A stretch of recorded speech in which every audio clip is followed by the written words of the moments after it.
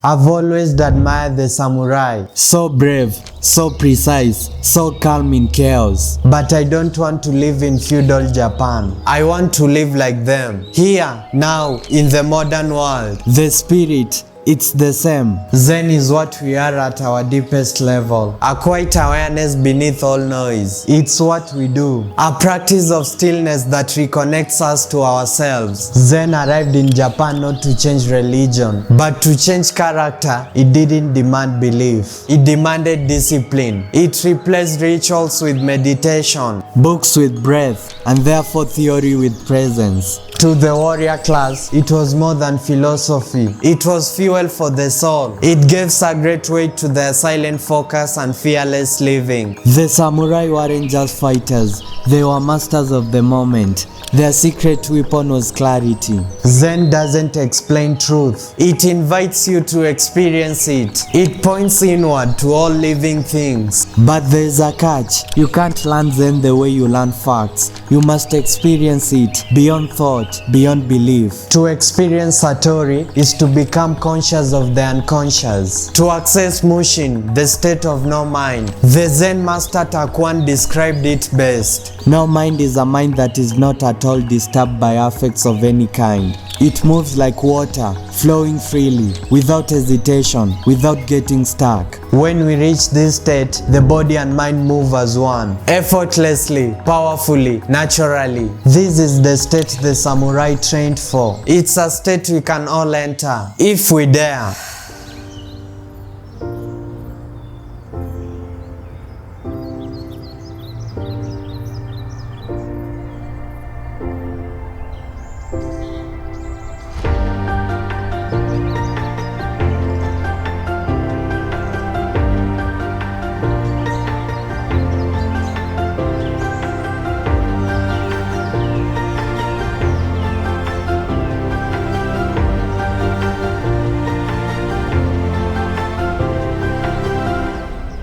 Zen is not a belief system. It's a way of being. Its method, Zazen, sitting meditation. But this isn't just sitting still, it's seeing clearly. Seeing without labeling, experiencing without grasping. To practice Zen is to embrace this moment, not as good or bad, but as it is. We live caught in duality, success versus failure, self versus other, calm versus chaos. We chase one, avoid the other. Zen flips the script. It says, stop chasing, start seeing. See that joy and sorrow, light and dark, are just waves on the surface of awareness. Zen introduces a challenge to experience non-duality. Not one, not two, just what is. You can keep thinking, keep running in circles. Or you can stop, sit, breathe, and begin to see. Zen tells us the truth isn't something you think. It's something you are before thought. You must stop long enough to feel the wind, taste your breath, and witness life unfolding to glimpse that truth. Once you see, you can't unsee. The journey begins here.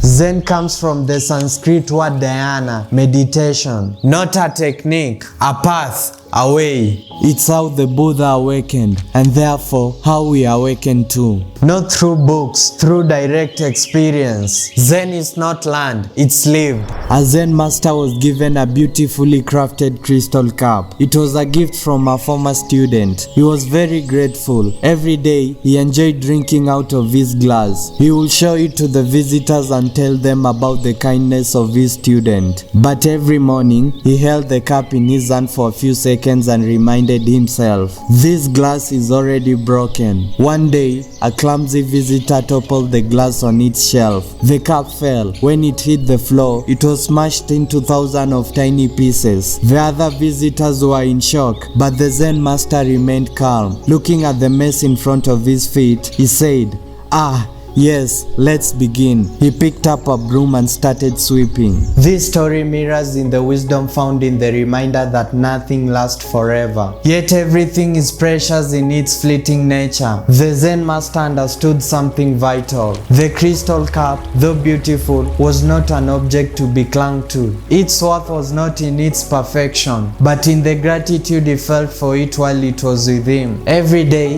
he reminded himself of its fragility, not out of cynicism, but as an acknowledgement of life impermanence. This awareness allowed him to appreciate the gift without becoming attached to its preservation. When the cup broke, his calmness was not indifference, but a deep acceptance of the natural flow of life. He had already understood that things come and go. His response was a reflection of true wisdom, not to mourn the loss, but to begin anew, gracefully accepting the moment for what it was. In the same way, the Stoic teaches us that we are not in control of what life brings us, but we are in control of how we respond. The Zen master's response to the broken cup is a profound example of that, appreciating what is and when it's gone, sweeping up the pieces and moving forward without attachment. This is the wisdom of the second man, to treasure but not cling, knowing that all things are temporary. Zen offers two paths: koans, mystical riddles; shenkantaza,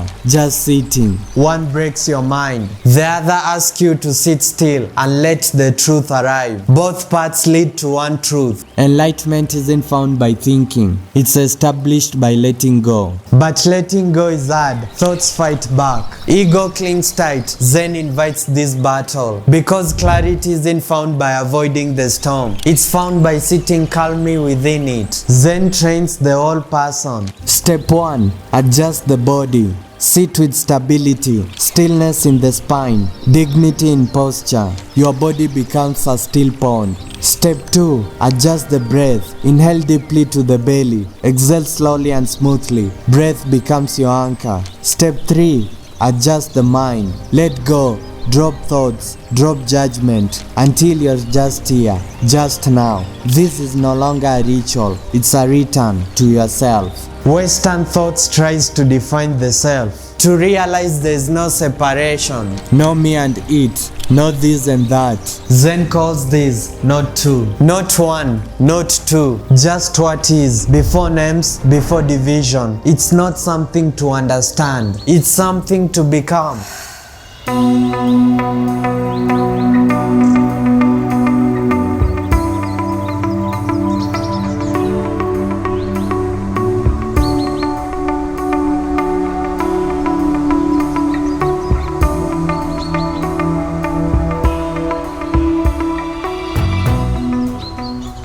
Two men visit a Zen master. The first man says, I'm thinking of moving to this town. What's it like? The Zen master asks, what was your old town like? The first man responds, it was dreadful. Everyone was hateful. I hated it. The Zen master says, this town is very much the same. I don't think you should move here. The first man leaves and the second man comes in. The second man says, I'm thinking of moving to this town. What's it like? The Zen master asks, what was your old town like? The second man responds, it was wonderful. Everyone was friendly and I was happy. Just interested in a change now. The Zen master says, this town is very much the same. I think you will like it here. The world is indeed ever changing, full of new colors, forms and possibilities. But just like a kaleidoscope, what we see depends not only on the patterns themselves, but on how we hold it. How do we look through it? The first man only sees ugliness, no matter where he goes, because his mind is fixed on bitterness. His lens is clouded, so even the most vibrant patterns appears dull. The second man carries warmth and openness within him. His world reflects that no matter where he stands. In this way, the Zen master reveals reveals a quiet wisdom that reality often mirrors our inner state. The town didn't change, the people didn't change. What changed was the perspective, the inner lens through which life was seen. Like a kaleidoscope, the world will keep turning, endlessly shifting into new forms. But the beauty we find in it, that is shaped by how we choose to see.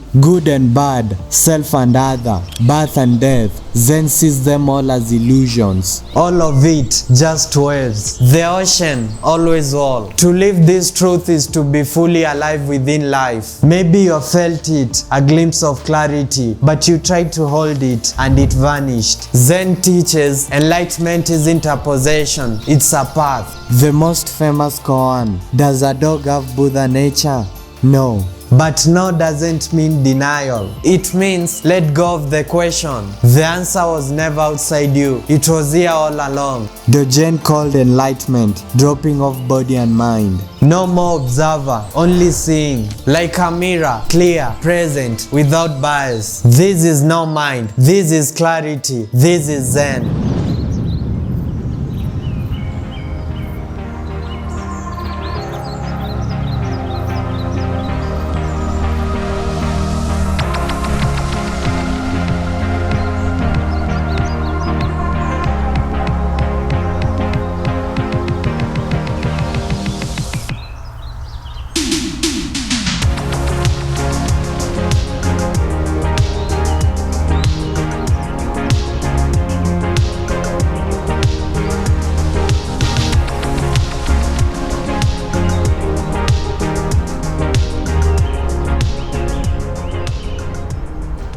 Four monks decided to meditate silently without speaking for 2 weeks. They lit a candle as a symbol of their practice and began. By nightfall of the first day, the candle flickered and then went out. The first monk said, "Oh no, the candle is out." The second monk said, "We are not supposed to talk." The third monk said, "Why must you two break the silence?" The fourth monk laughed and said, "Ha, I'm the only one who didn't speak." This story reveals a profound lesson about distraction and therefore the power of silence. Each monk, by reacting, lost the sight of stillness they sought. Their words, though well-intended, only scattered their attention and pulled them away from their practice. True wisdom lies not in reacting, but in pausing, observing, and remaining still. Had there been a fifth wiser monk, he would have remained silent and kept meditating. In life, we often speak or act without thinking. That actually includes me. But sometimes, the most powerful response is silence. The less we speak, the clearer our mind becomes. Like Zen, focus is a lifelong practice, where each misstep teaches us the value of quiet and awareness. In silence, we discover the deepest truth,